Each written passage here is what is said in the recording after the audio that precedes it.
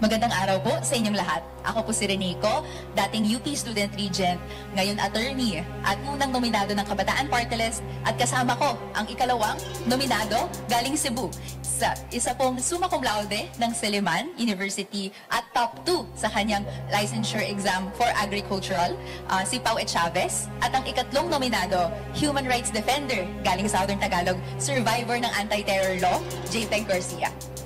Madaling husgahan ang kabataan kahit napakarami na ng achievements namin. Sabihing tamad, panay reklamo, puro TikTok lang.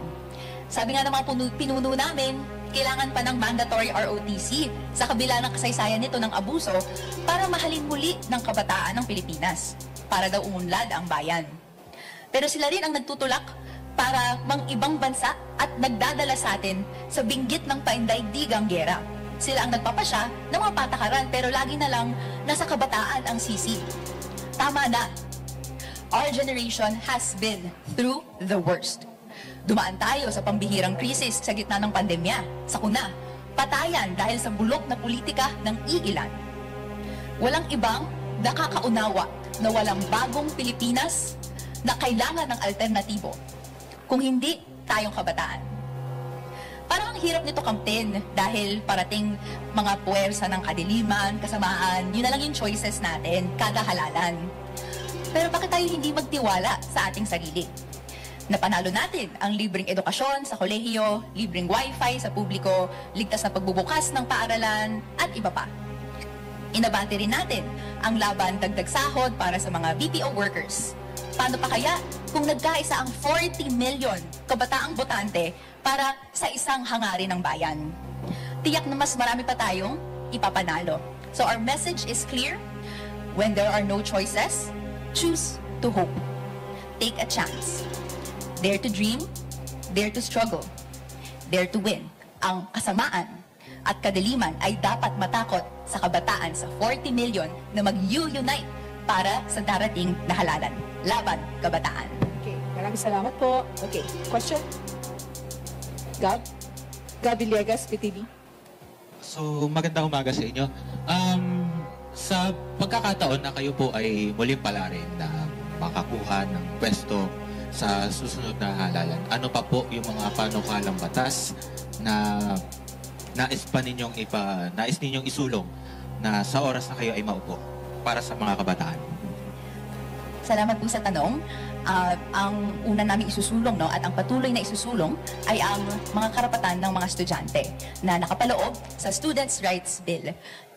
Naging mas accessible yung education sa mga naging victories, building upon na napanalo ng Kabataan Party List kasama ang malapad na hanay ng kabataang lumalakas at pinapalawak ang laban sa labas. Nariyan yung free college tuition law, nariyan din yung free college entrance exams at iba pa. Pero kahit ganito, nananatiling mahirap pa rin makuha ang edukasyon dahil ito ay mapanupil, dahil ito ay patuloy na nagiging represibo sa ating mga estudyante. So yun po ang unang isusulong, ang pagkilala at further protections para sa mga karapatan ng mga estudyante, constitutional rights that they do not leave when they step into school gates, but they continue to keep with themselves as basic human rights. And dapat yun ikilalanin in the midst of the atmosphere, in the midst of circumstances kung saan ito ay tinatanggal, hindi kinikilala dahil porket mga estudyante kami. Any more question? Okay, Rambo Labay, DCXL. Ma'am, yung imahe ba ng kabataan, puro pagtuto lang kahit na mga magagandang programa ng ating pamahalaan? Wala bang, kasi yun ang image Meron namang mga magagandang ginagawa ngayon, kasalukuyang pamahalaan, pero puro tutol pa rin ang nakikita. Yan ba ay consistent kung sakaling kay manalo? Ganon pa rin ang imahe o babaguhin yung imahe? Bale po, yung sinusulong namin ay alternatibang politika ng pag-asa, kung saan ang gusto namin ay mag-manifest ang boses ng kabataan na sawa na sa mga choices kung saan ang pinapapili kami, pinapwersa kaming papiliin, mga puwersa ng kadiliman, puwersa ng kasamaan. So, sa pagpapatuloy ng mga programa na nakikita ng kabataan na may improve pa, given na may basa tayo ng state of affairs ng youth, kung saan ito ay patuloy na hindi kinikilala yung mga karapatan, hindi natatamasa ang mga kalayaan, kami na nakakatamasa ng totoong status quo ay may input kung paano pa mas mapapalawak yung pag-intindi at pag-respond sa pangailangan hindi lang ng kabataan, pero iba't ibang sektor. So it's high time and yung boses ng kabataan ay mapanguna. At ito po yung isusulong ng Kabataan Party List sa pagpalarin na magkaroon ng mga seats or more sa darating na halalan 2025. Sakaling kayo ay papalari na manalo, no, bilang sa susunod na eleksyon, ano ang nais nyong maikintal sa isipan ng mga kabataan na maaring magiging tularan ng mga susunod na henerasyon?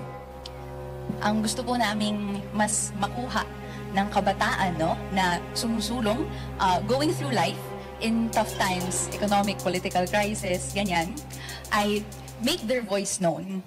Register their voice, register their opinion, pero hindi lang yon, ay masama-samang gawin ito ng iba't ibang mga hanay, iba't ibang mga grupo, at huwag matakot at huwag maging silent in the face of napakaraming mga threats na nakabinbin sa kanya. Yun po yung aming magiging message.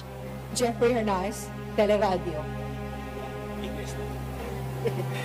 Hi, Attorney Renee. Of course, si Representative Raul Manuel nakilala isa sa pinaka-vocal, mamatapang sa Kongreso. Are we going to expect this same energy from you or more? Yes. Ang legacy ng Kabataan Party List ay patuloy na pagbitbit ng mga interes ng kabataan, yung kanilang boses, na throughout history, no, ay sinasideline, binabaliwala, porket dahil meron lang tayong age gap. And sa kanyang kasaysayan, tayo ay mga has na pinapakita ang analysis ng kabataan through its rhetoric and through its action. If it means na parang mataas na criticisms ang kailangang ibigay sa mga sitting politicians, those that are in power, dahil hindi nila tinutugunan ang pangailangan ng mamamayang Pilipino, hindi nila tinutugunan ang kanilang mga pangako. Ito ang patuloy na ibibitbit natin sa mga susunod pang mga taon ng Kabataan Party List. From Inquiry.net, John. Hi, ma'am. Good morning. Will you push for impeachment or filing of impeachment complaint against Vice President Sara Duterte? Apo, Thank you. Patuloy at clear po ang boses ng kabataan, clear ang kanilang manifestation kung anong gusto nilang mangyari kay Sara Duterte. Gusto nila ng accountability in the midst of patuloy na paggasta at pag-evade ng pag-answer doon sa mga questions ng public kung saan araw-araw, no, mga mamamayang Pilipino natin sumusubaybay sa budget hearings para lang magka-chance na marinig ng explanation from our Vice President na hinalal, no, na ano na ang reason kung bakit 100 plus million funds ang ginamit in just 11 days. Thus, patuloy na evasion of accountability, this betrayal of public trust, clear po yung gusto ng kabataan. Gusto siyang matanggal sa kanyang posisyon. So in other words, ma'am, valid grounds po for impeachment itong mga sinasabi na issues na ito? Yes po.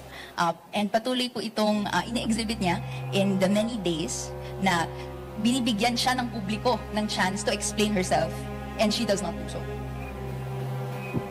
Okay. Lance. Lance po from Newswatch Plus, CNN, from former CNN Philippines. Just to categorically answer, will you be filing one or will you be endorsing an impeachment complaint against the Vice President? Okay. Categorically, yes po. No? Kabataan Party List will be doing that, endorsing and also furthering this impeachment complaint. Last question. Mab Gonzalez, GMA7. Hi, Attorney. You mentioned po kanina na meron pa mga kailangan na further protections yung mga kabataan. Given that everybody's on the internet and there are a lot of crimes sa internet, meron po ba kayong particular na bill na iniisip para po sa online protection ng mga kabataan? Right, thank you for that wonderful question. So, aside from the Students' Rights Bill and Accessible Quality Education Bill na sinulong ng Kabataan Party List that holistically provides for protection ng kabataan and all the spaces na nilalangaw niya, including online, no? May recognition tayo na the past years in which the draconian lockdown caused by the pandemic worsened the mental health of the youth today. Ang effect nito ay unfortunately higher suicide rates and higher rates of mental illnesses as reported by the youth, na mas babad sa mga online spaces given yung online learning and also just general paggamit ng mga online platforms. So of course, ang patuloy nating hihahain ay bills, resolutions, seeking to investigate this mental health crisis and to resolve it. But of course, other than that, ay patuloy yung ating protections na in the past and up until now, ginagamit ang avenue, ang Philippines for exploitation of children, sexually, etc. So ito ay patuloy din naman sinusulong ng Kabataan Party List with the help of Gabriela Women's Party and other members of the Makabayan Bloc that are standing for the rights of the Filipinos. Okay, thank you very much, ma'am.